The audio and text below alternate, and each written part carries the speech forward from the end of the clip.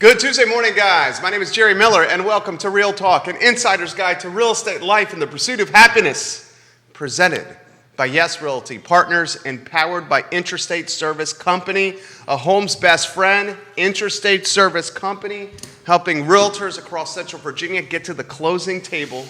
We're going to talk about that on the back half of the show. There's a little bit of a change in the market going on, which I want to talk about after we chat Bird's Nest. The Bird's Nest, the untangled web that is Fashion Square Mall. I was on my ride this morning trying to figure out how do we, because I think like over half of the folks that watch our show actually listen to it. Yeah. And so I was going to come in with this great visual, and then I realized, well, hold it. That's the tough part. You got to explain it in a way where someone driving around in their car can understand it. Yeah. That takes it to another level. Rock. Fire. Fire. Shelter. Sleep. All right, so here's what we're going to do. First, let's welcome the distinguished gentleman to the program, my friend Keith Smith of Yes Realty Partners. Good morning. Good morning, sir. Good morning. And today we are going to try to untangle the web that is Fashion Square Mall. Judah, we're going to start the sizzle reel after everything I say starting now. So get that time marked now. Every time you say sizzle reel, my tongue gets tied. I know, okay. Why do you do that for me? Now we're going to restart the sizzle reel here so we can get a good, clean start. Judah, why don't you just let me do my thing and then cut it up in post-production? And post-production. All right, Judah, let's start the sizzle reel now.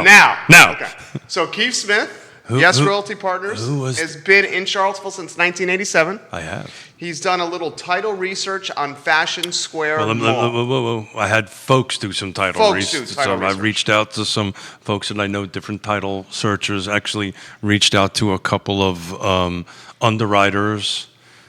And, as we were saying earlier, how do we verbalize this? And the only way I can verbalize it is when you go fishing this bird's nest, if you kind of miscast the wrong way, or actual bird's nest.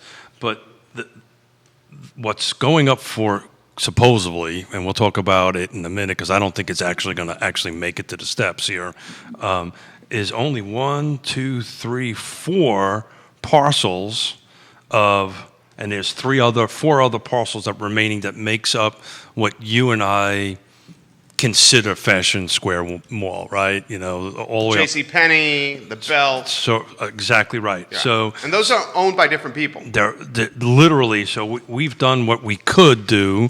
Normally a title search on something like this takes days and days and days to do. We only had a few days to do it and call in some favors. But at the end of the day, the short version of this is just so intertwined. Nobody's going to touch this. Reached out to people in the industry and local folks. It's just way convoluted, and we've been talking for the last couple of days, Friday and then yesterday, that my feeling was going to happen, or the plan here is the first deed of trust is trying to push away the second and the third deeds of trust to move on. I don't think it's even going to get that far. And the reason I have that, because I took this from the approach, talking to the underwriters and to the title folks, was, look, I'm representing a client. We're thinking about doing this. Tell me what you can come together. And every single one of them said, stay away from it. We wouldn't even write title on it. It is such a cluster. You fill in the rest. Sure. Rhymes with duck. Pardon? It rhymes with duck. It rhymes with duck. Quack, quack. Well done. Thank you. I was trying family show. Family. Quack, quack. Yeah. Quack, quack. Got it. So in any event, I just really don't know how this is ever going to get there. And I think, and we talked about this, and I'm going to do this on Friday after this show on Friday, is go to the steps. But I think what's going to happen is, at the last minute, there's going to be legal action steps in, some sort of bankruptcy judge or something's going to come in and stop the sale, and it's going to stop. Ultimately, it goes to the Albemarle County Courthouse steps at 1 p.m. on Friday at auction. July 16th, 1 p.m. That's correct. This Friday. But as often as some of these things go, let's just take this out of this parcel. Let's just talk about a normal foreclosure. Sometimes what happens, either the person who's getting foreclosed becomes whole, right? They fix whatever discrepancy that there may be, which is money, typically, in that scenario. Then it comes off the steps.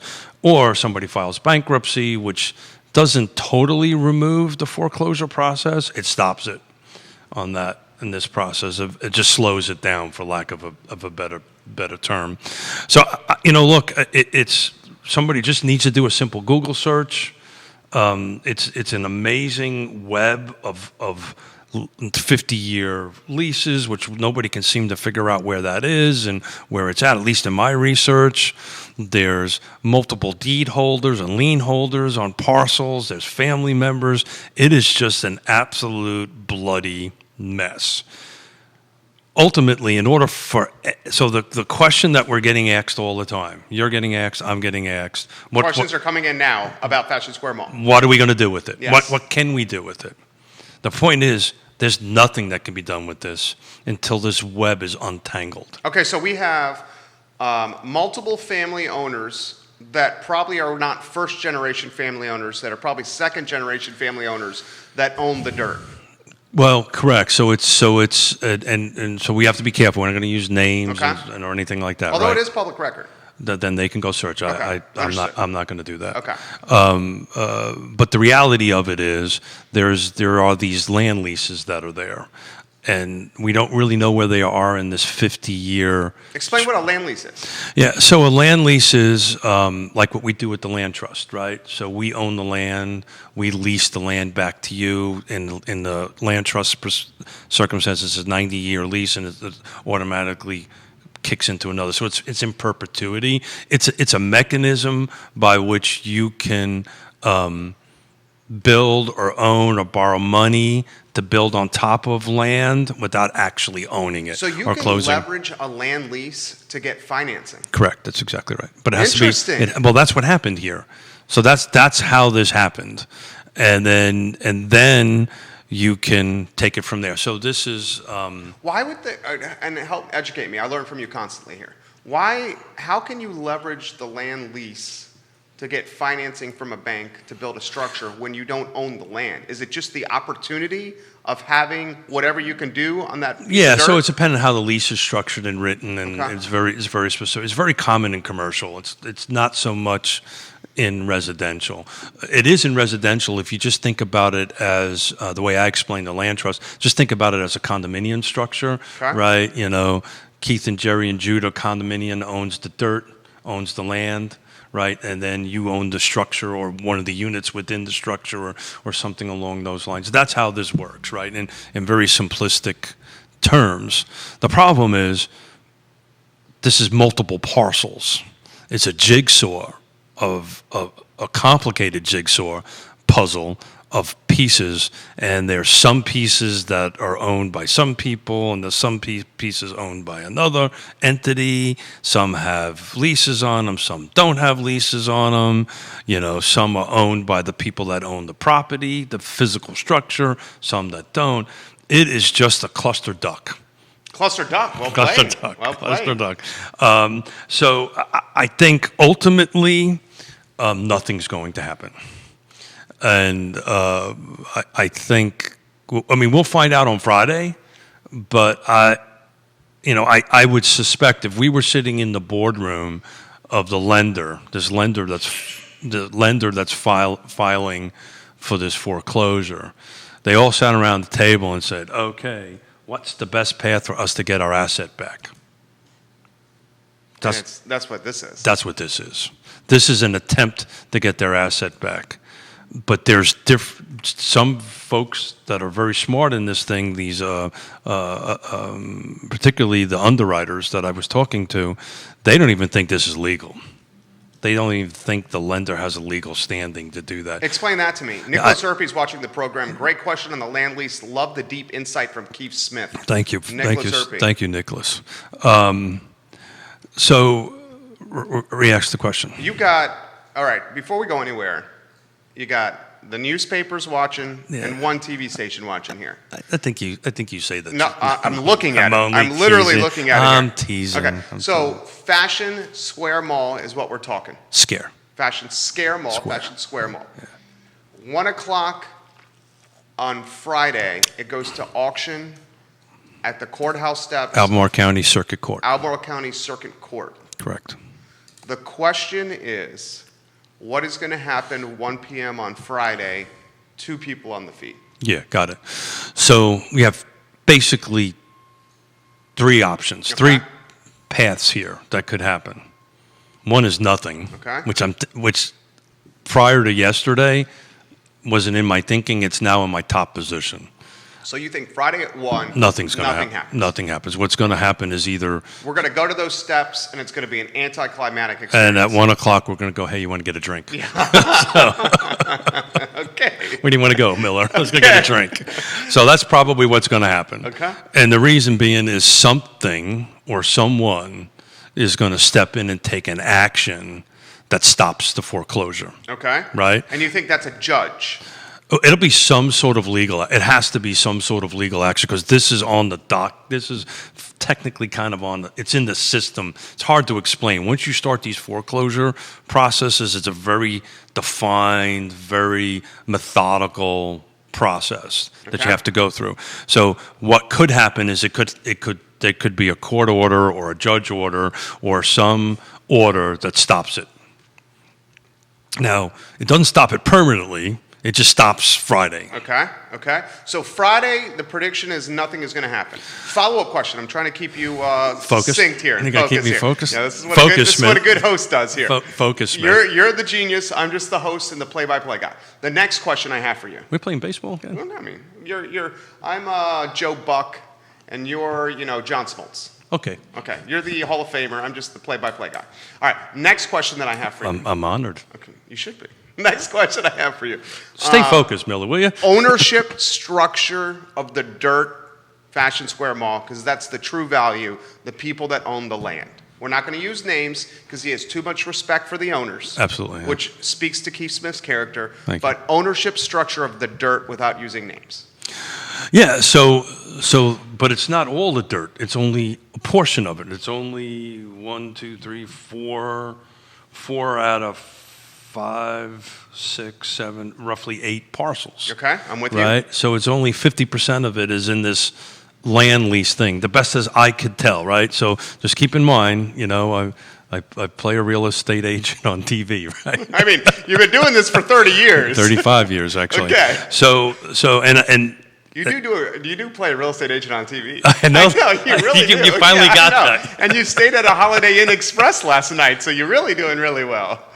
Not a fan of Holiday. Okay, now we got to stay focused. Let's bring it back in. You did it, not I know, me. I'm so sorry. Where are we at? Okay, 5. We got 4 parcels out of 8. Who owns the land, right? Okay. So it's this land lease of these particular parcels in any case at this particular point. So they own that, and I think originally my train of thought was, but before I did my homework, is the lender was trying to push all these second and third liens because most of these parcels, as I can tell, have multiple liens on them. So that's the first path that you want to do is to push it away, and then you have to attack this land lease. But I could not find the actual land lease. So that doesn't mean it isn't recorded. It doesn't mean it's not deep in it. We just did a really quick search. These couple of folks that I asked to help me do this on that end of it. But you have to find out where you are in this 50-year land lease, and then is it an automatic bunt for another 50 years? But at the end of the day, so let's assume this was only the 4 parcels, right? Just let's play an assumption here. It was only the 4 parcels. There was only one lender. It's really going before the courthouse for foreclosure. It's really going to go through that.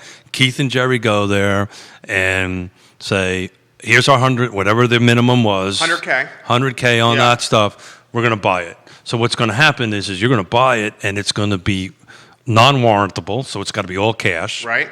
So it's an expensive purchase. It's an expensive purchase. And then what would happen is Keith and Jerry starts trying to figure out what to do with the land lease. Now, if the land lease is $100 a month, So let's talk about the land trust land lease, right? The land trust land lease is 90 years long. It's $25 a month. Thomas Jefferson Community Land Trust. Thank you. It's $25 a month.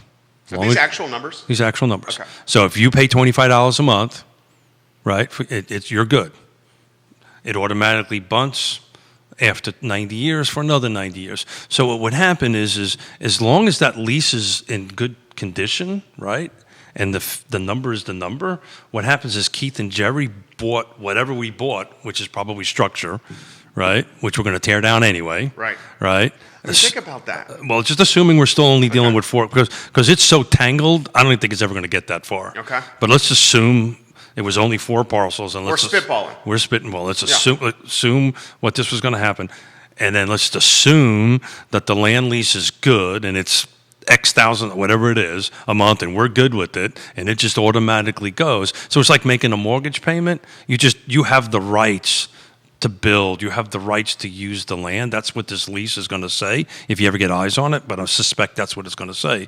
Then Keith and Jerry get together and go, hey, let's do a PPP. Let's get Albemarle County. Let's get the state in. Let's get UVA in. Oh, did I say that? Let's get all these folks in here. Let's get Chris Henry in, let's get Stanley Martin, let's get all these folks in here and just tear the thing down and do a PPP as long as that 50-year lease continues to go on. Because what you don't want to do, matter of fact, I take that back. I don't know how, you could never convey this in what's called fee simple.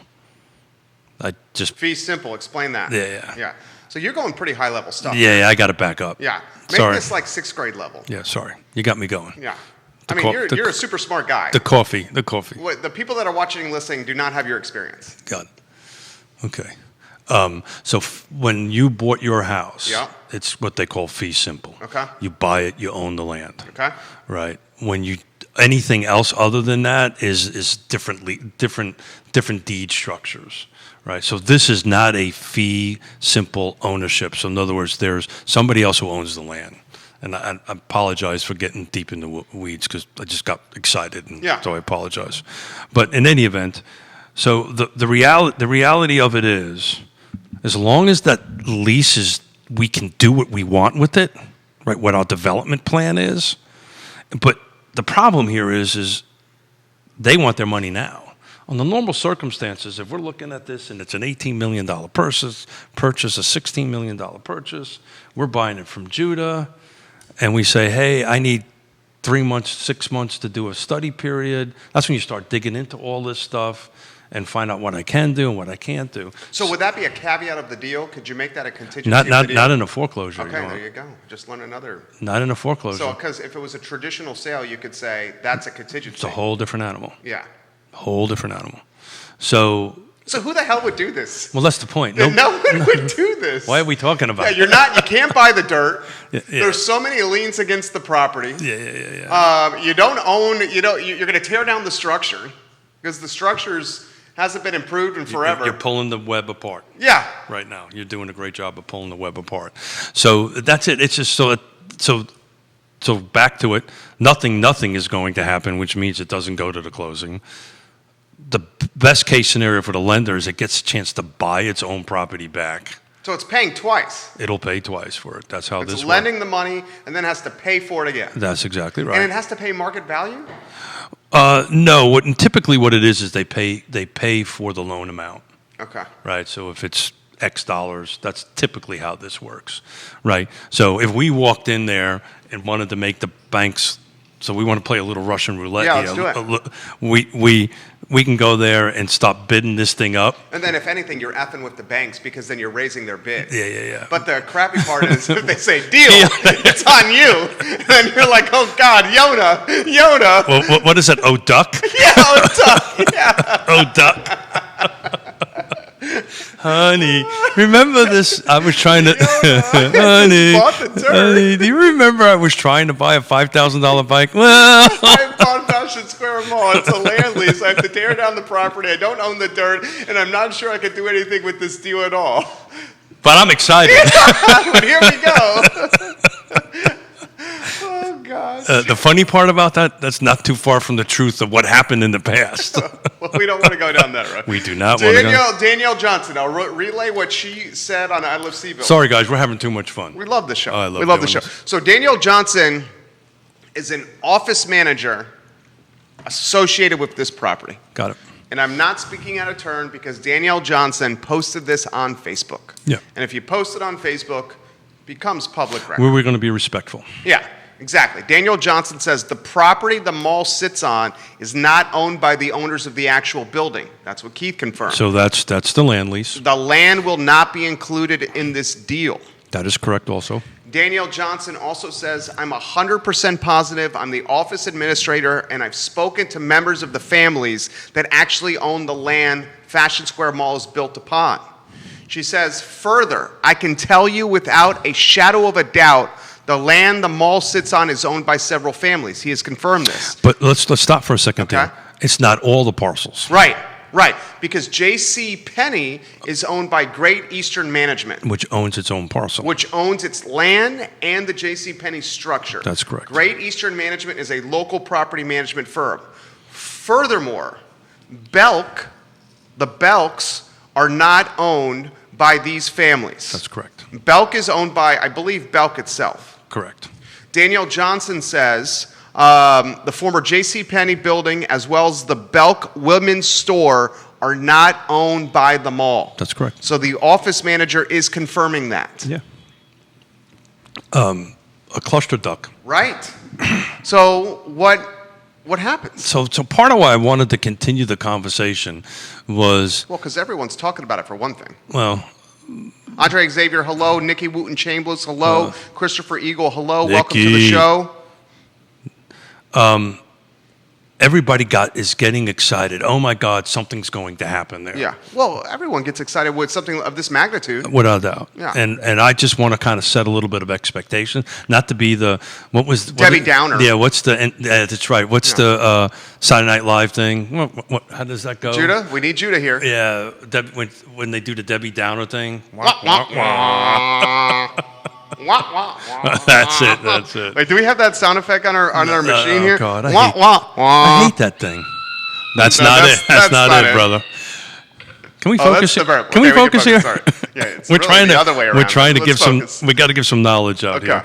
So everybody's excited. Hey, we can do affordable housing. We can do Amazon. We can do all these A great convention center. A convention center, Yeah. which would be awesome. Yeah. All this great stuff, but this cluster duck. Yeah. This web of stuff, and I don't even know what to call it, needs to be picked apart, and it's going to be a long time. So we talked yesterday about which I thought was going to come on first. This Or the Dewberry Hotel. I've now changed my opinion. You say it's definitely Dewberry Hotel. It's definitely. Did we do a prop bet on that? We did. I think I just lost it. No, we didn't do that. That I wasn't think an official I don't bet. know. Go back and roll the tape. It wasn't an official bet. We were just spitballing. whatever. So Any opportunity to buy you something, buy a little bit of bourbon, I'm good to go. the conversation was, it was a prop bet. Here's a conversation that you guys can have at a cocktail party, at a dinner party, or if you're just shooting the you-know-what with your friends.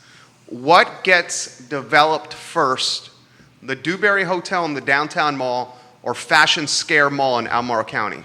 And the distinguished gentleman says it's no doubt the Dewberry Hotel.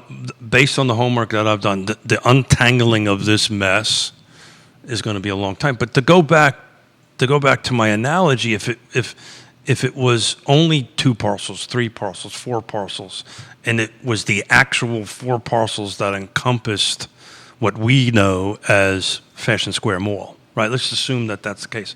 Then it's just a matter of getting control of that asset through cash, frankly, and then figuring out how to then now I'm only dealing with the family with the lease. Does that make sense? Yeah. So typically what you do in these kind of situations. How could okay, I'm just going to throw this to you here. How did the family allow it to get to this point? The family's in great position.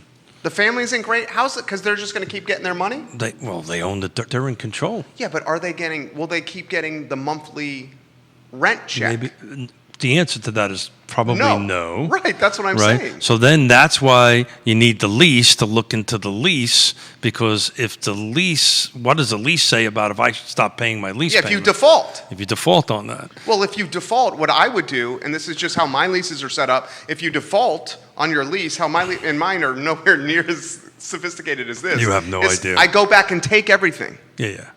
I can take everything and re-rent it. Yeah, but it doesn't quite work that way. So their lease is not going to say, we now own this structure. I don't know. Don't you think that's how you protect yourself if you're the family? If you default on the lease, we can take this structure that you built and we now own it. But that's difficult because now you have a first deed of trust on that structure. So who comes first? I would think probably the family comes first. You're saying it's the lender that comes first. No, I'm saying I don't know. That's the problem with this cluster duck. How would the family allow it for them not to be first? That would be the worst lease ever if they're not first. I don't know. That's the point, because you've got to get your fingers on this lease. But is that public record, the lease? It should be, actually. So we could go into Albemarle County Court and see it? We couldn't find it. Why do you say that? We ran out of time. We just couldn't find it. Oh, you're saying people could find it if they dug deep. According to the conversations that I've had with folks in the state of Virginia, if it's a land lease over 5 years, it has to be recorded. If it's a land lease over 5 years, it has to be recorded. Interesting. But I didn't know that.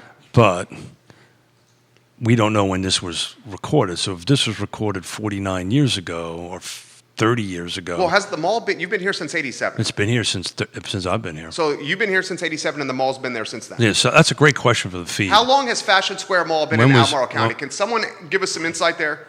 I think it was built in the 70s. When was Fashion Square Mall built? Can someone help us out there by posting on one of these social media platforms? When was Fashion Square Mall built in our area? I got here in '87. If it had to be either the late '70s or the early '80s, right? So if we're but it's got. So what happened in those days, we don't know. Right? We don't know if it was required back in the late 70s or the early 80s for these 50-year leases to be recorded. So maybe it's not recorded. The power of social media. Thomas Grayson, Fashion Square Mall opened in 1980 as an enclosed retail shopping mall in Albemarle County that was originally developed by Leonard Farber at the southwestern corner of US 29. Thank you for making the show better. Fashion Square Mall opened in 1980. So that means it's 41 years old. So if it's a 50-year lease, so that means you've got 9 left. Well, you got probably less than that. Christopher Eagle just put 1982. Thank you, C. Eagle. I'll say the sharpest dressed Yes Realty partner member. Oh, ooh, I love you, Christopher Eagle. ooh, that was a zing to Keith Smith right there, because he's also very sharply dressed. Okay. You're on fire today, brother. I had some coffee. Woke up early with my kid. Guess what time? 5:30. 4:10. Oh shit. I know. God. Oh. You remember those days? Yeah, like I wake up there at that time every day. But so you're doing it to take a pee. I'm doing it because my kid's waking up. I'm getting a little personal today. I'm sorry, Keith. I'm sorry. So 1980 on the mall. Yeah. Okay. Let me smell that. This is coffee. I don't believe you. It's coffee. Okay. So if it opened officially in '80. Okay. Thank you for sharing. Yeah. Then this lease is probably a couple years old by that time, right? Because the project had to be developed, had to be built, right? Let's assume that took 2 years. So it's somewhere, I suspect, if you can get your hands on it, it probably has a date of '78 on it. The lease. The lease. Because they needed some time to build the structure. Yeah. Then I'm not gonna let you build on my land unless I got a lease sign, this document signed with you, right? Right. So, and I suspect over the decades, and when you really start taking a look into these different parcels, and when you do the title search on this thing, this title search will be the size of War and Peace, if not 2 War and Peaces probably, and because it goes back 60 years. When it starts looking on the title search. And I suspect you'll find over time, parcels got parsed off, different ownerships came in and out, and it's just this convoluted bleeping mess. So more on Fashion Square Mall, Sure. history if you want. Sure. The Simon Property Group bought the property in 1997. Thank you, Thomas. So the Simon Property Group bought the property in 1997. The property became part of a spin-off group that eventually became known as WP Gilmanshire. So Simon bought it in 97. Simon Property Group is the brand that David Simon owns, which is a big-time mall and commercial real estate owner. Yep, I'm looking at some dates here, buddy. So the thing is which parcels did they buy, which parcels did they didn't buy? So you're basically saying this piece, the Fashion Square Mall, as we know it today, is going to sit that way for a long, long time. So I'm looking at a deed of trust here, dated blah, blah, blah, blah, blah. Come on, Smith. 2014 was bought for... Keith's got the deed of trust he's looking at right now. $30 million. Yeah, so it's just a super layover. You know, it's just crazy. There's all kinds of references to Sears and Roebuck and Leggett's and Penny's and at one point in time they had ownership, and then Sears went into bankruptcy, and it's just this super convoluted thing. It's just I suspect on Friday we're going to have a 5-minute, 2.5-minute, nothing happened, and we're going to go get a cocktail. That's unfortunate. Don't tell Mrs. Smith. Well, she's watching. Oops. I'll throw this to you. I'm not buying that $5,000 bike, I promise you, honey. I'll throw this to you here. Would local government step in at all? I don't know how they could. Explain that. I don't know how. How could local government untangle this ownership mess? And if you're Albemarle County, all you care that the real estate taxes are being paid. Just like John Dewberry with the Dewberry Hotel, the dude is paying his real estate taxes to the city of Charlottesville, so there's limited things the city can do. In my opinion, and that's what that is, it's my opinion. Your opinion is valued, though. Thank you. The Albemarle County would have to go through the same set of hoops as Keith and Jerry developer. Okay. So there's no They can't. fast track a municipality can do is what I'm asking. This is not like we're going to annex it for something, or we're going to do eminent domain for the public good, or That's where I was going to go down that road. Yeah. No. Because we've talked eminent domain with the Dewberry Hotel. We've talked about using a blight ordinance. For Well, I don't think you could do eminent domain for the Dewberry. I don't think you can, because that would have been done. Well, it's just I've been involved in it. It's just eminent domain is a very, talk about high level. That's just Explain what eminent domain is. Yeah, so eminent domain is when a municipality. Correct. So I'm trying to do an example. So the the James River Water Authority, which is running water lines from the James to Ferncliff. This is a two-county association that put together, Fluvanna and Louisa, and they're running through certain pieces of property. This pipeline is going to go through your piece of property, and what happens is the jurisdiction goes to Jerry and say, Jerry, your property is worth X dollars based on this assessed value. We're going to pay you for this piece of property, and you say no.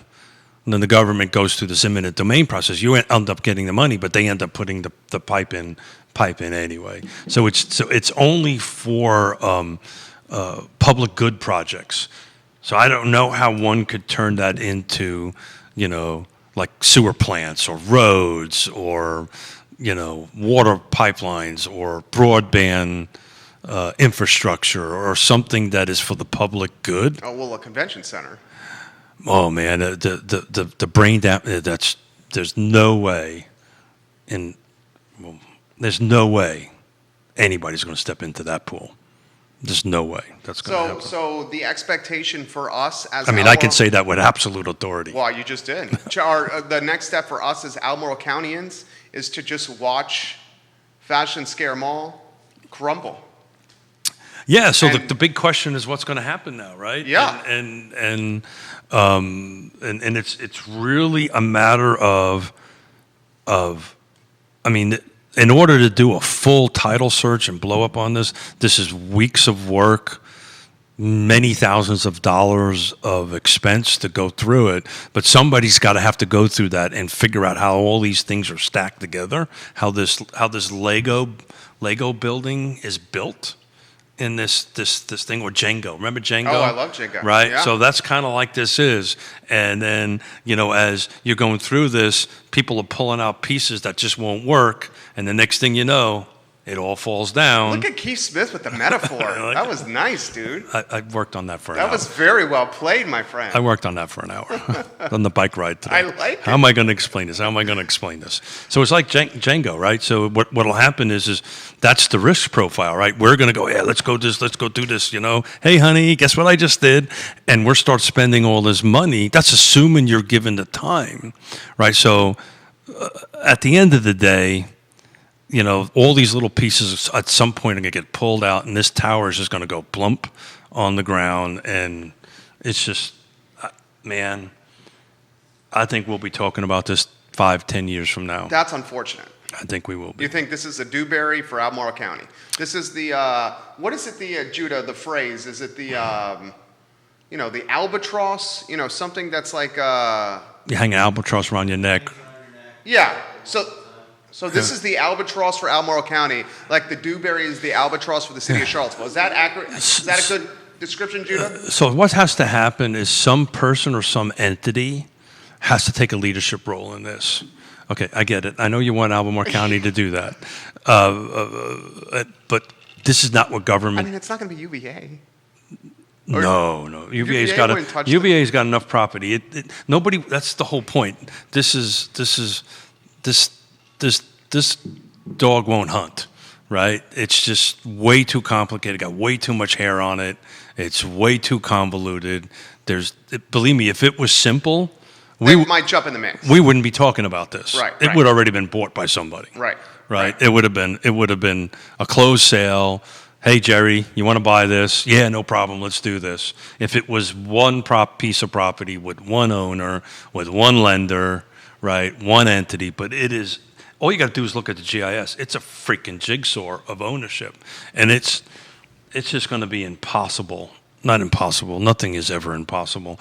But it's going to require so much time and energy. So ultimately, my hope is the best course of action for us as citizens here at this point is the bank actually gets the property back. Okay. Walk us through that. That would be the best course, because then what they're going to start doing, they've got the lawyers, they've got the people on staff, and they're going to start picking this apart and start trying to shove back in these pieces of Jenga that are sliding out and start putting, because they've got the human resources, they got the capital to do that, they got the incentive to do it, because now they got their asset back, because they got to do something with it, because they got to answer to your stockholders, which is you or me or Judah or whoever, on that. So what'll happen is hopefully they'll get it back and start putting these pieces back in and getting this Jenga tower to stand straight on it. So the point that they can get all those pieces pushed back in, right? They go, okay, we've got a path forward, right? And then hit the market. Thomas has got a follow-up question for you, and Thomas gave us the insight into when the mall was built. Am I making sense here? You are making sense. He says, Jerry, please ask Keith what advice he would offer the family that owns the land. Yeah, so it's difficult to give advice because I don't know what the lease says. I mean, probably the best advice is get a really, really, really good attorney. Or just do nothing. Depends but on. If you're doing nothing, you're not getting the rent, and but you're paying the real estate taxes. But maybe that's not a big deal for them. Maybe the best. Sometimes. 16 acres in Albemarle County. Sometimes, less is more. Does the tax? Can you know the tax total? No, I haven't pulled that up. I was trying to figure out geometric shapes and who ownership on. I haven't figured it out on those particular parcels on that stuff. All right, how about a follow-up question for you from me? But sometimes sitting back and waiting is a good course of action. How did the family get in this position?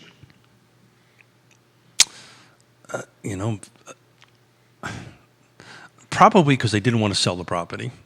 They wanted to retain ownership. I know the individuals that are part of this. So my suspicion is... And they have sophistication. They have super sophistication. Yeah. So my suspicion is without having eyes on the lease, that this is written in such a way that they're very well protected. Okay. So from my standpoint, you're the expert. I'm just the layman that's learning from the expert here. How they're super protected is they take over ownership of the structure if there's a default. That's the only way they're super protected, right? No, because they've got to make that loan go away, right? So they're going to have. So again. So how could they be super protected? But let's back, because they're always going to own the land, right? State of Virginia, everything goes with the land. So they own that foundation, right? So you ever see My Big Fat Greek Wedding? Oh yeah, right? Windex for everything. You should ask my kids. I put Windex on Windex for everything. You say that's a problem. That's no, not a problem. I think Windex for everything works. But there's a saying in there, which it's a little sexist, but there's a saying in there when the mother is talking to the daughter and says, well, if the man thinks that he's the head of the house, who turns the head? The neck. The wife is the neck. And as the wife wants to go... So basically saying the wife is the power. The wife is the power. Well, I mean, we all know that. Don't we, Mrs. Miller? Yeah. So the land is the neck in this example, right? So as that neck goes, everything above it turns. Is that making any sense? Yeah. So... That's actually a really good... That's two I did today. That's two good metaphors from you. I'm just impressed. I'm impressed. It's amazing what a 1 hour bike ride I'm will do. impressed, dude. Can we quit now? No, I mean, Costanza. I'm out of here. I'm out of here.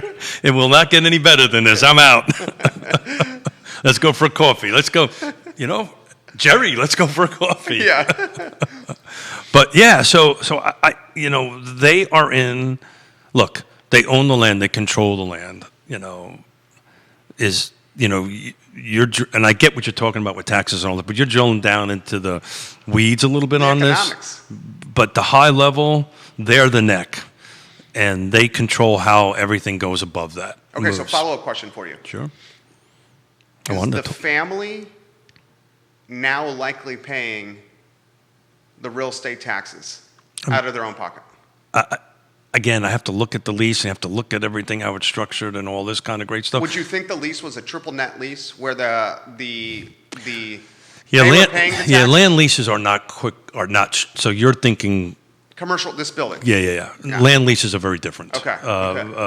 So probably, and again, we are totally We're spitballing here because we don't have and I was really hoping to have a copy of the lease here, but I just can't find it. Okay. Without spending thousands of dollars and hundreds of human hour resources to get it. I suspect the way the land lease is set up is that the parcels, that the structures that sit on top of it are responsible to pay the taxes. I would imagine. So therefore, the bank's responsible to pay the taxes. That's what I would think too. And that's what they'll do. And the bank will continue to pay the taxes, regardless of that. They'll pay that all the time, because that's the one little thing government's got over a structure like this. So if you don't pay your taxes, then that's when they can start going down certain roads. So I can assure you with 1,000% assurance that the lender, regardless if it owns it or doesn't own it or whatever, it's paying the taxes. Yeah, because if not, it gets to the point where the municipality can just assume ownership. Well, it's a little more complicated than that, but trust me, it's a lot like not paying the IRS, right? You do not want to do that. It's property taxes. You do not want to not pay your property taxes because the local jurisdictions have a tremendous amount of authority to kind of do certain things. They're going to still have to deal with this web. So what'll happen, regardless, I suspect the lease is written in such a way that they are in control, they own the land, the tenant, the property owner, the structure owner, which is the lender at this point, is responsible, or will be if they get their asset back, is responsible to pay the taxes. What'll happen, even if they don't get their asset back, and they're receiving no rent money or anything, the lender will pay the taxes. I guarantee it. So the county's going to get its taxes. So this is Dewberry all over again. This is Dewberry times 2. Because this is Dewberry even worse, because Dewberry is paying his taxes. Of course. And because he's paying his taxes, City Hall can't do anything. Well, yeah. City Hall can do certain things. It just has to have the political will to do that. Maybe now they'll try to tackle that. Well, But Signer, when Signer was on council, Signer was considering eminent domain and blight, correct. and they did not go down that road. So you have to do, and he was right. So and that was the lawyer in him. Yeah, that was the attorney, Yeah, Mike Signer. That's just Yeah. the legal thinking. So actually, you do the blight ordinance first. Right. Right, and then you say, okay, in this. In fact, that was part of his campaign when he was running for city council. And it would have worked. That he was going to make something, he was going to make action with the Dewberry Hotel. But that's a slippery soap, though, right? And then because you have to, we all agree that the Dewberry, you can't just pick and draw a little line around that building and say, oh, that's our new ordinance around that little parcel, around that little building. Well, is you a said blight. yesterday, to cover their tail, they would draw the rectangle around the entire downtown mall. Or some geographical space. It has to be fair and equitable. Yeah. Right? And the problem with that is who enforces it? It's an interpretation thing. We all agree the Dewberry's blight. I mean, that's just, but we also agreed, your parents proved it.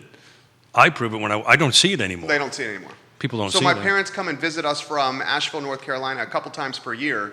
And in the beginning, my dad was always like, because he's very observant, he's like, what the heck is going on here? Now they just walk by it. Like they don't even talk about it. They don't even bring it up in conversation. They don't even say what's happening. Actually- They're just like, oh, that's what's supposed to be there. Or they go, wow, what a nice mural. Yeah, or that guy's peeing on the wall, which we know happens. It does. It does. So look, again, I just wanted to kind of put a bow around this topic a little bit, just to I'm glad you did. say, you know, you and I and many folks that watch this show are super passionate about real estate. Yeah. Super passionate about our community. Not that people who don't watch the show aren't, but so folks are super passionate about this. And this is what we do. Well, correct. But the reality of it is, I kind of want to set a little expectations. There's nothing going to happen to this for quite some time. Frances Butler Morris, thank you for sharing the show. She said, interesting conversation going on. So guys, buckle up. Fashion Square Mall, AKA Fashion Scare Mall, That's your moniker, not mine. is Albemarle County's Dewberry Hotel. Yeah, you know, and so what'll ultimately happen is the tenants will eventually get less and They'll less sunset and the less, leases. and they'll sunset, or they'll just leave, or they'll go whatever. You know, they'll terminate the leases or whatever their mechanism is that they have in their individual leases, or they're just going to wait for them to sunset. They're never going to come back. I literally have not been inside that building in 20 years. I literally have not been inside that building, so I don't even know who's there left. Does anybody know who's left inside there? Anybody give us some insight? I was there a couple of weeks ago, and there were wings of the mall that did not have lights Yeah. on. I'm talking, it was like completely dark in the mall. Yeah. In wings of the mall. And it's really a bummer because, you know, I was watching some of your feeds the other day when you brought this up. I think it was on the Friday afternoon show. I can't remember which one it was. You know. Mustache Dan Pettit likes your tie. Oh, thank And he you. wants to know if you bought it at Belk in Fashion Scare Mall. You're a funny guy. Mustache Dan Pettit. We love you, Dan Pettit. We're talking Fashion Scare Mall. Dan Pettit, you're just tuning in. The prediction is Fashion Scare Mall is going to turn into the Dewberry Hotel for Albemarle County. Well, it's just gonna Linger. linger. Yeah. That's a great choice of words. And the crappy thing is that is like the gateway corridor of anyone north of Charlottesville into Charlottesville. This is what they're going to see. So if you track Sean, or you track Sean Tubbs. or Neil Williamson, Yeah. right, or track any of the Albemarle County planning commissions and the growth plan. If you start looking, they really dig into what they want to do, the jurisdictions. This is the corridor they want to see grow. Yeah. Right, and this is right in the middle of that corridor, and I just. In fact, there's a Rio Road small area plan Correct, yeah. that offers guidance in this corridor. Correct, but so to quote Neil Williamson, hopefully he's watching.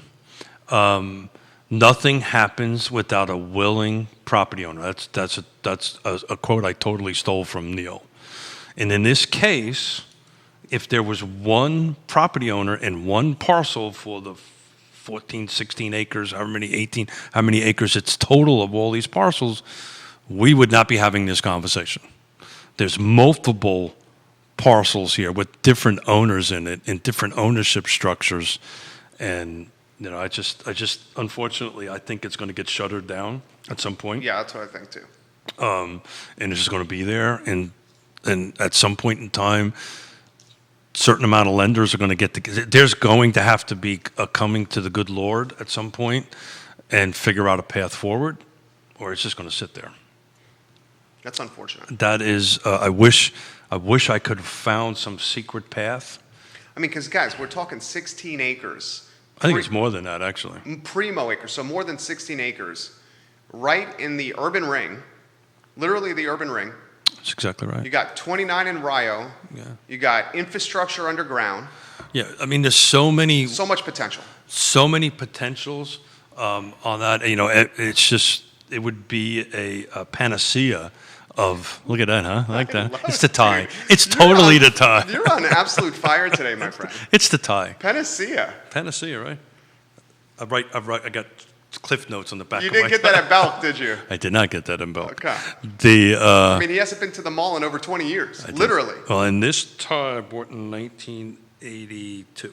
That's a tie from 1982? 1982. Well, it looks very fashionable in Thank you. 2021. There you go. Thank you. So anyway, there's no panacea. There's no magic bullet. There's not even a magic buckshot for this thing. It's just going to be a long slog. There's just no way. If there was a way, there'd be people all over this, and there's not. I'm sorry, guys. I wish I had a better answer, but we're going to find out because you're still in on doing Friday at 1 o'clock. Yeah. Let's do that. I will do that. Friday at 1, guys. We're going to head to the... We'll bring our iPhones with us, which we always have with us. Yeah. Well, I don't even know why I said that, but and we'll take a couple of photos and we'll see what happens. We'll get some comments coming in. Sure, love to hear. Bill McChenzie. What's up, Bill? Bill, I enjoy when you watch the show. And Bill McChenzie, I enjoy when you offer perspective and questions on the show. I sincerely mean that, Bill. Bill says that lot sat vacant and razed for many years with a rusty bulldozer before the mall was built. Oh, God. Albemarle Square was developed ahead of it in the mid-'70s. There you go. Thank you for sharing that. That's long before my time. He got here in 87. So, Bill, if you've been here for a long time, Bill. The Fashion Square Mall opened in 1980 in Albemarle County and was originally developed by Leonard Farber on the US 29 Rio Road corridor. Yeah, so it's just 570,000 square feet. The structure. Yeah, that's freaking massive. But it's cut up into different pieces, though, right? Like you said, and that's the struggle. So JCPenney owns a part of it, Belk owns a part of it. Then this part that we're talking about, it's just this really cluster duck of a structure. But somebody has to take this Jenga tower that's pieces are pulling out and put it in. And at this point, it's probably the first deed of trust lender. And that's what they're trying to do. They're trying to get to the point that they have, I use this term all the time, they need to get control of their asset, right? So there's an asset there that they don't have control over. And that's what this foreclosure process does. It gets the lender's ability to get the control of their asset back, and then they can start because right now these things are sliding out of this Jenga real fast, and they're trying to put it back in so they can at least get control of the portion they can get control of, and then they can go, okay, 50-year lease family, what can we do? Okay, Belk, what can we do? Okay, JCPenney, what can we do on this stuff? So the pool of people gets smaller and smaller and smaller, and as the pool of people and entities get smaller and smaller, there becomes a path. But at the moment, there's no path. How about this one from Twitter? Keith, why would the family not build the structure themselves and own the mall for more protection? Why? They don't need to. They control. Because that's a lot of cash out of pocket. Well, that's first and foremost. They don't want to be in the development. I'm assuming here in the development business, but they don't. This is a big undertaking, and they're again without looking. It's so hard to answer that question because I haven't got eyes on the lease, right? And I suspect the family, the people that own that, have themselves covered every which way under Sunday on it, that they just sit tight. That's all they got to do. Anyway, any other questions? No. Yeah. You look so deflated. I do. I'm bummed. I mean, like you said, so Bill says I worked on the bank on the corner of Albemarle Square in 1976. Oh, good Lord. That was Jefferson National Bank at that point, I bet. Was that Jefferson National Bank, Bill? The bank that you worked at in Albemarle Square in 76? I believe that's what it was at that point. I may be wrong. Jefferson National Bank was the bank when I first got here. So I'd imagine that. Yeah, then it got bought up by, good Lord, BB&T or I can't remember which one. What would you do with these empty shopping centers? So that's a great question. So I think you're going to start. There's a ton of them. You're going to start seeing this. There's a migration and there's a change in the market, right? And actually, in the general real estate, in the retail, and for not we're talking commercial at the moment, but in general real estate, the market's starting to change a little bit, which is a good thing. It's starting to get a little bit more to normal, what I would consider normal on that end of it. Yeah, some people, It was Jefferson Bank. It was. And he worked for R.E. Lee Construction. Oh, good Lord. Building the bank. Yeah, R.E. Lee. 1976. R.E. Lee Construction's been around for, oh my God. They're big time. They've been around forever here in this marketplace. Great family, by the way. So what could happen is you could, at one point in time, the shopping strip at the end of Cherry Avenue was up for sale, right? Where Tom Thumb was and the gas station and all that's right before Roosevelt Brown over that. You said they had unreasonable expectations for price. They did, but somebody bought it. Who bought it? That I don't know. Okay. But somebody bought it. My brain was, if the price was right, tear it down, redevelop it, turn it into affordable housing, mixed use, that kind of thing on that end of it. I suspect what happened is somebody bought it in a buy and hold scenario because the leases were working, right? And the math was working for them at that point in time. But that's probably what's going to happen. They get into these repurposing. You're going to see some repurposing, but this is cyclical, right? It happens every decade or 2 decades or generation that these parcels start getting, kind of turned around into something else. It's as vendors go in and out, right? Multiple comments coming in. Mustache Dan Pettit wants to know if your dad wore that tie. Hey Dan, how you doing today?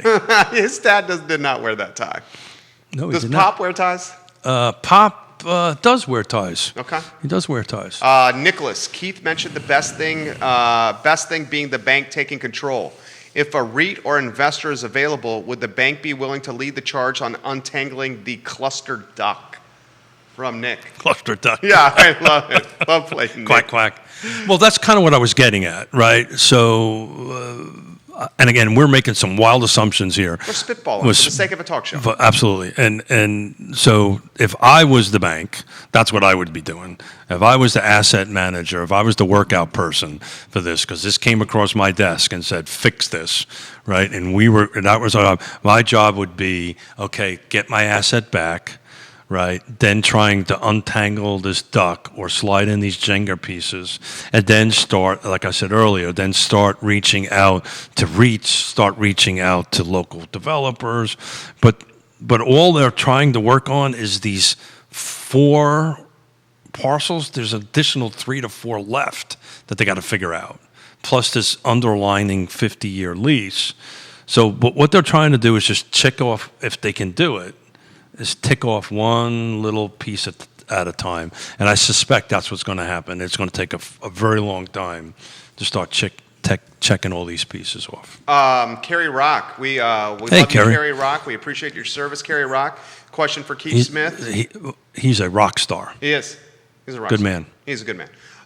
Kerry Rock says, Keith, do you feel the dewberry? No mention about the tie from Kerry at all. No, Kerry did not mention anything about it. I'm very disappointed. Only Mustache Dan Pettit. I'm disappointed. Oh, it must be a Marine thing. Yeah. Go ahead. Kerry Rock says, Keith, do you feel the dewberry and now fashion scare will cause corporations looking to move headquarters or workspace here hesitant to choose Charlottesville? Probably not. I don't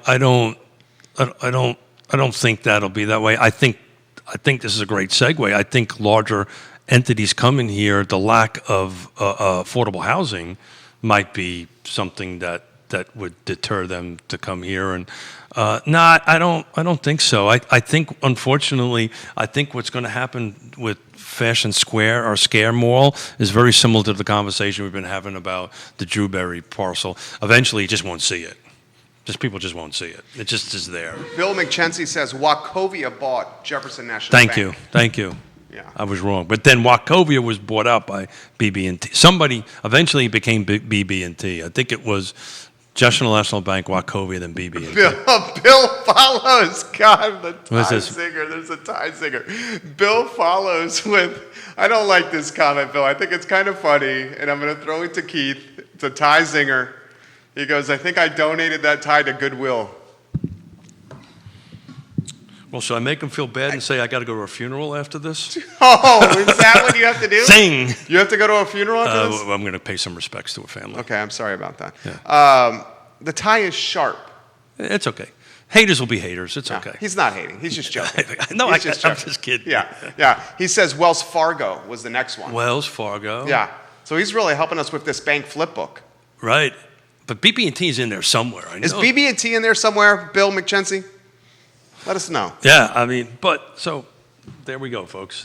It's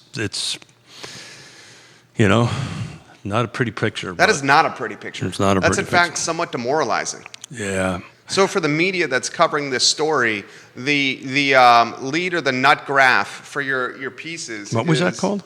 So it's journalism talk. The nut graph is the paragraph that's early in the print story that pretty much is the who, what, when, where, why. Really? Cool. So I learned something today. From a sports standpoint, it would be the Washington football team topped the Dallas Cowboys 17-10. Got it. On Sunday afternoon. Got it. In Dallas, Texas. And then to move up first place in the NFC East standings. Got it. And then Got the it. rest talks about it. Got but it. that one graph tells you what the story Got is it. about. Cool. So the nut graph is Fashion Scare Mall likely to remain empty and a shadow of its former self Oh, that's for sure. for years to come because of a tangled mess tied to ownership, mechanics liens, Multiple lenders. multiple lenders involved, and its convoluted future in Albemarle County. Was that called nut? Yeah, I just came up with that on the fly. Not too bad. Yeah. Right. Not as good as my Jenga thing, though. No, your Jenga metaphor was way better. Tough to get a Jenga metaphor, though, in print when you have 16 inches of copy that you're allotted. Oh, it sounds like you're whining. Toward the end, they said, Jerry, write as long as you want, which was great. That's good. So, yes, you're 100% right. The headline or the nut graph. The nut graph. Yeah. The nut graph. Or the lead. Or the lead. And lead is L-E-D-E, not L-E-A-D. L-E-D-E is lead in journalism. Thank you. You're welcome. And I'm supposed to remember that. Yeah, I mean, you have a good memory, actually. You really do. It's getting worse, though. Well, I mean, Oh, good Lord. all our memories are getting worse. Don't ask me what I did yesterday. I know what I did 20 years ago. Dan Pettit has your back. He says, no, Bill McChensey, your tie had a spot on it. Keith's is clean. Or has a lot of spotlight. Mustache Dan Pettit going to bat there for Keith Smith, the Thanks, distinguished Dan. gentleman. You're my man. Dan the man. Yeah, Appreciate Dan it, the buddy. man. So not Mustache Dan Pettit, Dan the man after that comment. There you go. We're going to change your title. Yeah. So it's just a tangled weave mess that I'm betting it never makes it to the steps. I think that's what's going to happen here at this point. That's going to be the takeaway. But we'll be there and we'll find out and we'll report to all the news media on Well, I'm sure they're going to be there. Monday.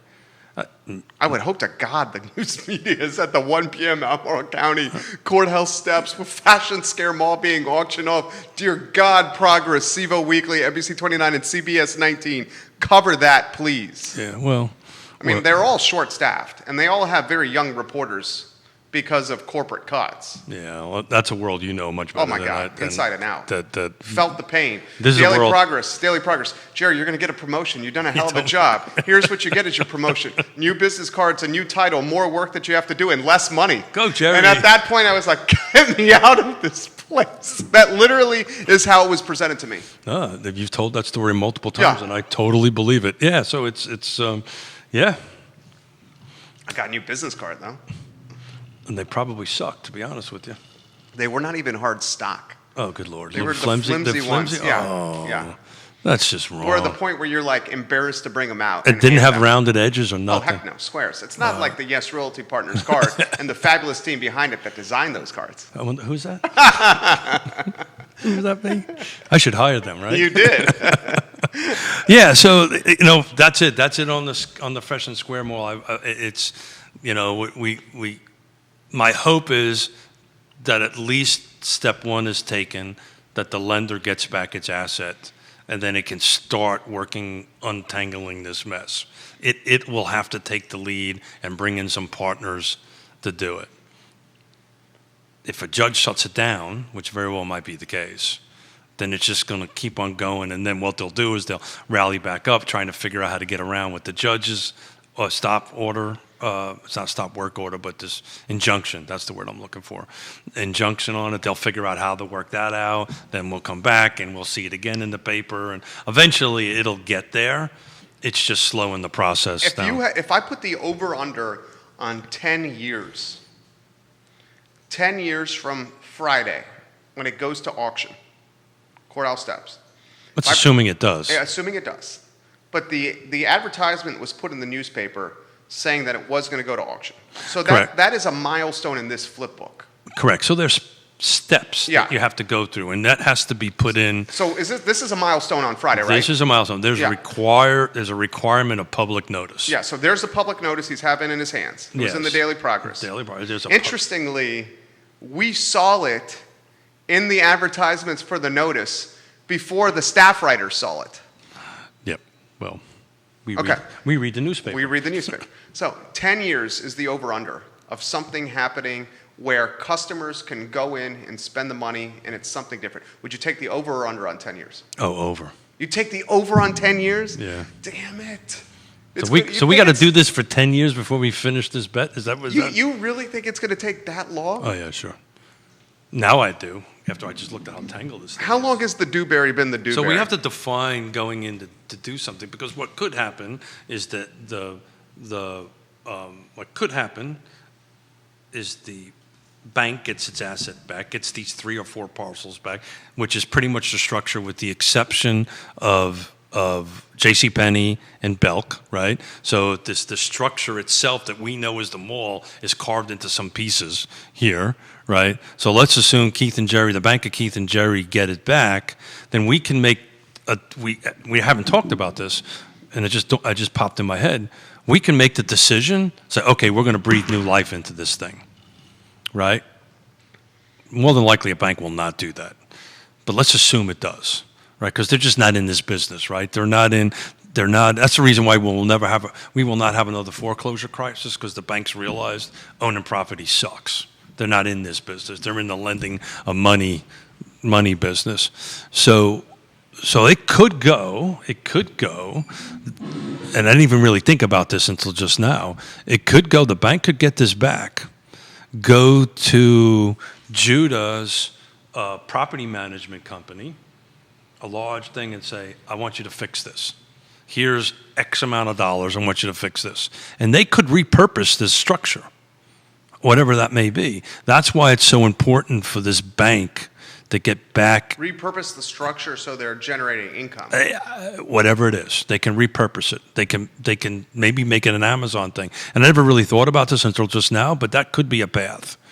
That could be a path where they can come in and redo this. My brain has always been thinking about an Amazon drop shipping hub or something, right? Or it could warehouse. It could repurpose this in some way and breathe new life into it. And I never really realized it really until just a few minutes ago, because my brain always was, okay, I want to get this. My developer brain or I want to solve affordable housing brain is we can tear this thing down and go all over. Maybe the strategy is to get the asset back and then go ahead and breathe new life into it, renovate it, turn it into something, I don't know, other than what it is. It's just a spitball idea, but that actually could happen. Then if that's the case, I lost my over-under. Of the 10 years. I lost my But you over-under. don't see that happening, though.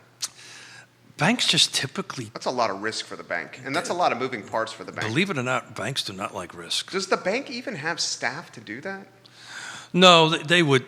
They would outsource it to a Yeah, third so party? they when you say an asset manager, they'll have an asset manager that'll Be the project manager. well, not even that. They'll be the one that's ultimately responsible. They'd be like the property owner, right, on a construction build or something like that. Then they'll go out and find A third people, party. a third party, fourth parties to say, okay, I want you to Make do this work. Make this work. It could be Dan says, Dan the man, Dan the man, who has to maintain the grounds? Dan the mustache man, Dan. Mustache Dan the man, Pettit. Who has to maintain the grounds and the cost to maintain this parcel during these vacant years of being empty? Well, it would be the bank if the bank takes it back. It takes on all this liability, all this work. It could be, they could get together with a REIT. The problem with it is with different cubes of this one structure owned by other folks. That's the problem. And those cubes are attached to the main structure. That's correct. Yeah. But Great Eastern Management is one of them that owns the JCPenney. Great Eastern Management got the vaccination site at the JCPenney. That's exactly right. And great, kudos. You know the Great Eastern Management team. Kudos Yeah. to them.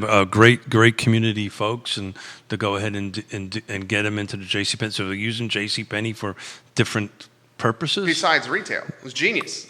Absolutely. So maybe there's a path there. Maybe there's a path here that I'm wrong, and maybe there's a path that beats your under or matches your under, where the bank kind of gets it back, and it goes to Great Eastern, and it goes to Belk, and says, "Hey, let's get together on this stuff." And my mother's texting me. Is she watching? She is. Yeah, what is she saying? I don't know. Pop wears ties, Keith. I did say he wears I ties. know you did. I love Pop. No, he's texting me because I thanked him for the ZD the other night. Okay. We went out. So Bill's got the history for you. R.E. Lee Construction built the bank at the corner of Almoral Square in 1976. Wachovia bought Jefferson National Bank. BB&T bought Fidelity, and Virginia First locally. BB&T and SunTrust have now merged to become Truist. Wells Fargo merged with Wachovia around the 2008 debacle. Mom, call me, damn it. We should get her on the show. I actually thought about that the other day. And I don't she think. said no? No, I think I'm saying no. Oh. She knows too much about me. I mean, I would try to pull those juicy details Oh, out. yeah. Threatened to iron my face once She did. and meant it. Well, dude, I'm sure you were stepping out of line and I was deserved it. way out of line. Yeah. I way much so deserved it, Yeah. I mean, I've met your mom. She's A+ people. without doubt. Market update. Yeah, I didn't answer the question. You were asking the question. I got. Was there a question in there about anything before I No. went and took care of my mommy? No. No. So it's we're starting to change a little bit, and we're starting to see things, and there's nothing concrete in here because I didn't really get too much into it because I was preparing for the mall conversation today. But I'm starting to see on this daily tracker, like yesterday, the Daily Monitor, 2 houses went back on market. So we're starting to see the trend of new actives coming on, houses going back on the market. That means homes that were pending that did not close or did not go to close went back into market. Didn't see a lot of that before. So you're starting to see a little bit of that. And the reason I think the market, I was trying to do another verbal visual on this.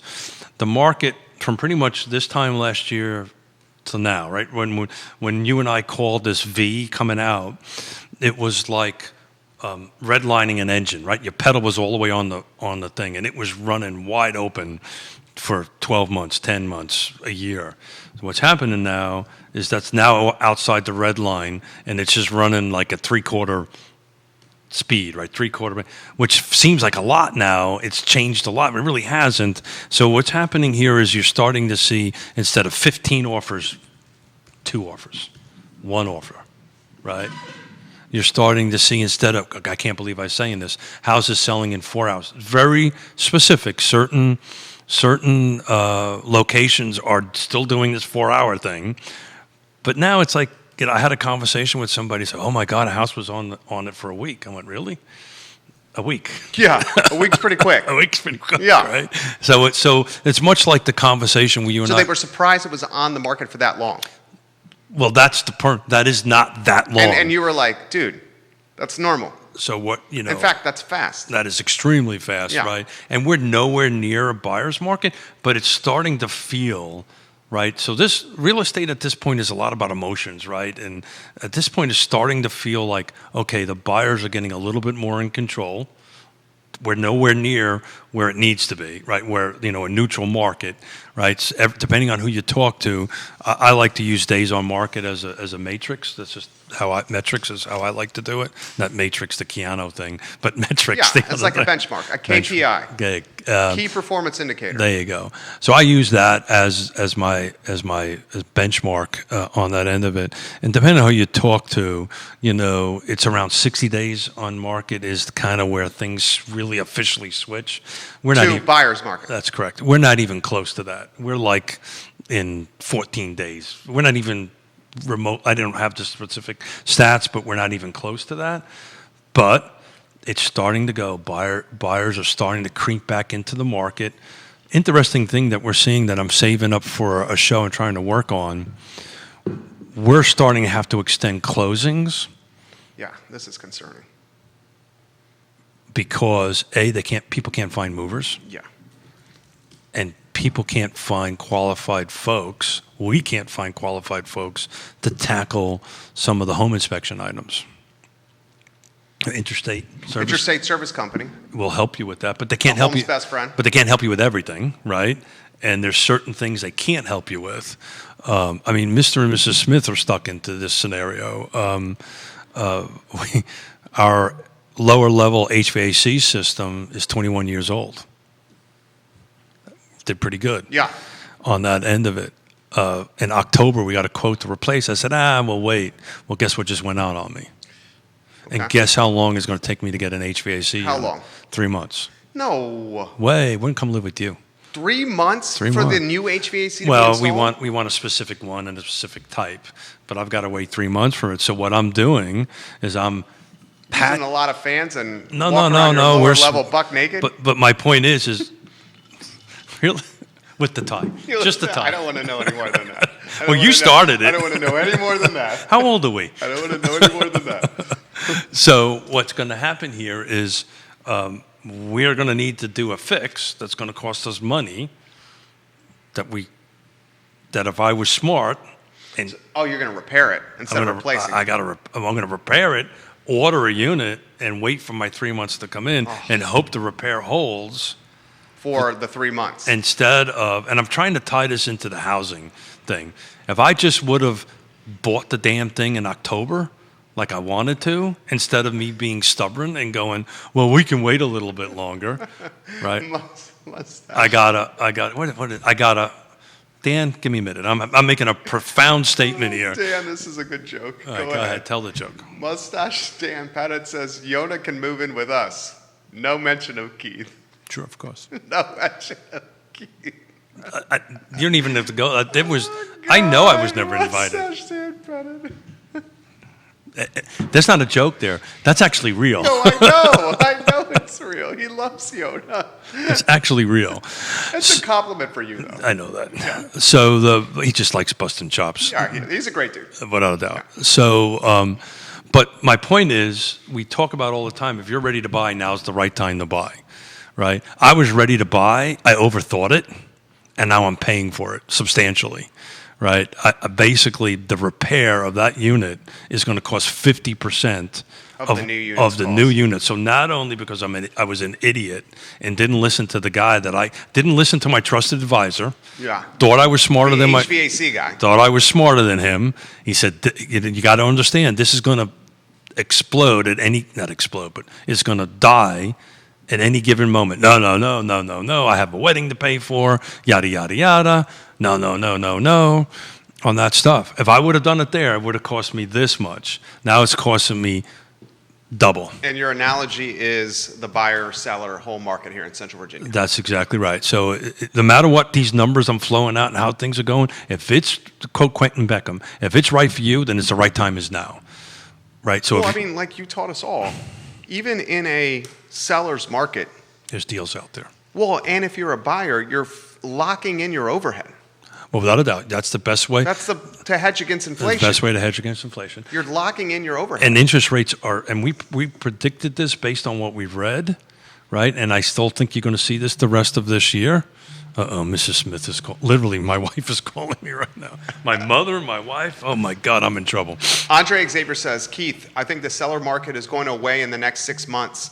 I think the fall will be a very interesting market for buyers. And he's right, and that's the point I'm trying to make. So I think now's the time. If you've been on the fence on buying, there's a little bit more inventory out there. We're in this, and he's right, we're in this weird emotion. Purgatory. That's exactly right. That's a great choice of words. We're in this kind of weird purgatory kind of thing. But non-Catholics, which I'm a Catholic, purgatory is what best my hope for. Oh, stop. You're going to heaven. No. Purgatory, the space between heaven and hell. That's right. Right. And what's purgatory like, do you think?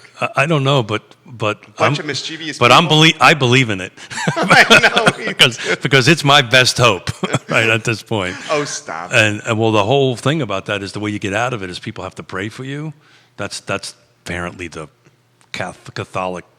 Yeah, then you go up. Supposedly. Or you go down. Oh, you go down. Yeah, or you go down. I don't know where the matrix is on this, but if I can get to purgatory, I'm doing good. But you're 100% right. This is this kind of middle ground where buyers are going to start creeping back. They're already in the market in a big way.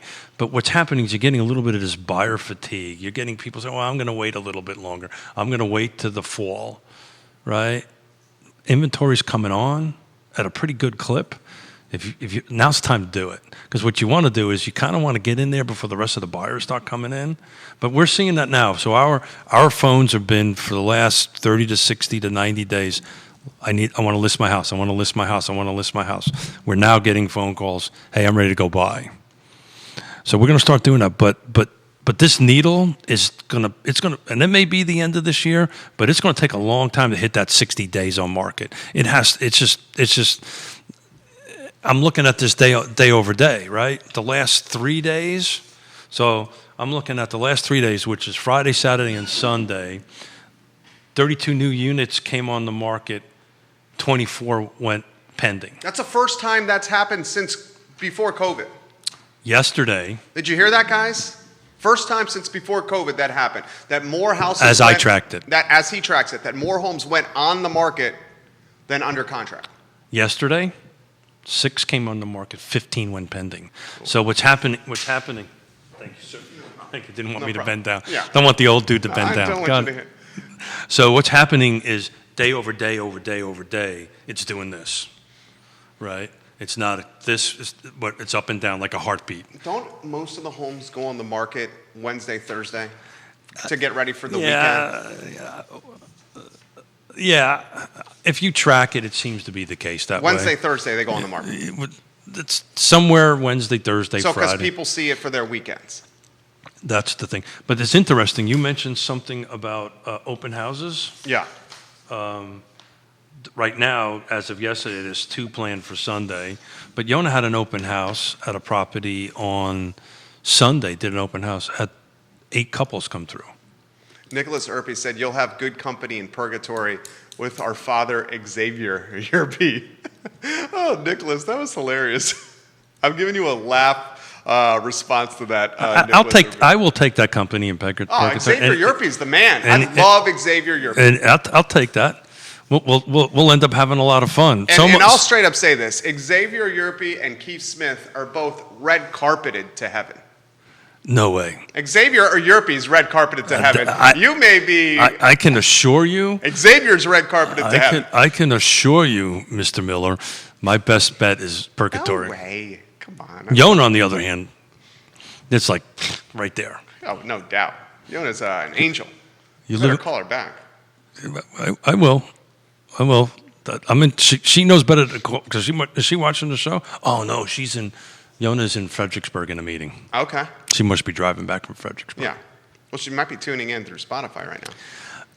Yeah, but me and you need to sit down because I can't do this because it's a husband and wife thing. She can't figure out how to get it to work on her car. The Spotify? Yeah, she can't figure out how. Well, okay, here's an easier way to do this, okay? She can't get, because we got Apple Play in the car. Yeah, so do I. She doesn't, and I try to explain I it. have Apple Play, and I do it. I know that. Or maybe you need to do it. Alternatively, you can plug the phone in. That's what she does. And just go to Facebook. And hit that. And hit the play of the stream on Facebook. She can do it that way, too. Yes, sir, I know that. But it's not working. Final question for you. What will be the key, Andre says, to stabilizing the market or switching from sellers to buyer? Is it what happens to interest rates, Keith? So there's no one key, right? So We're going to go down the road of the silver buckshot again. I am. Okay. Apparently I need to get a better reference. It's never just one thing, right? It's multiple things. Interest rates going up, but I was saying earlier, we called it, and I still believe this. Interest rates are probably going to stay at around 4 for the rest of the year. Well, the Fed, Jay Powell said that. Yeah, exactly right. So, the correct.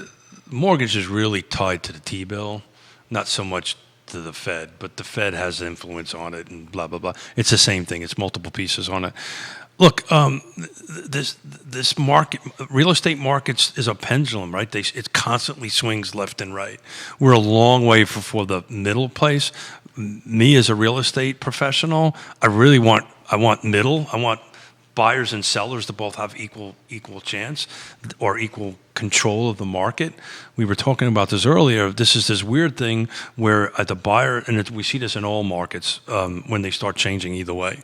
The sellers are in control. Buyers are starting to become a little bit more in control. The sellers haven't realized that yet, right? And there's this little weird space that we're on right now where both are kind of think they're in control, but they're not. But we'll get there. It's balance is on its way. I think it's a 2022. We've called this pretty accurately. Well, we called this before this year. Yeah. 2022, you're going to start seeing a more balanced market. We don't want it to go the complete opposite where it's a total buyer's market versus total seller's market. None of that is healthy for the market. We want it balancing, teetering back and forth between neutral. Is that making sense? That makes perfect sense. Mm-hmm. Well, I hope I answered that question. I think you did. So Jenga was a good reference. Purgatory. What was your other really good metaphor? Oh, I don't know. It was another big word. What was the other big P word? Panacea. Panacea. Yeah, look at that. That starts with a P, right? Yeah. Okay, just checking. Checking.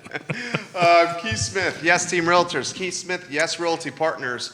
Intrastate service companies. Yeah.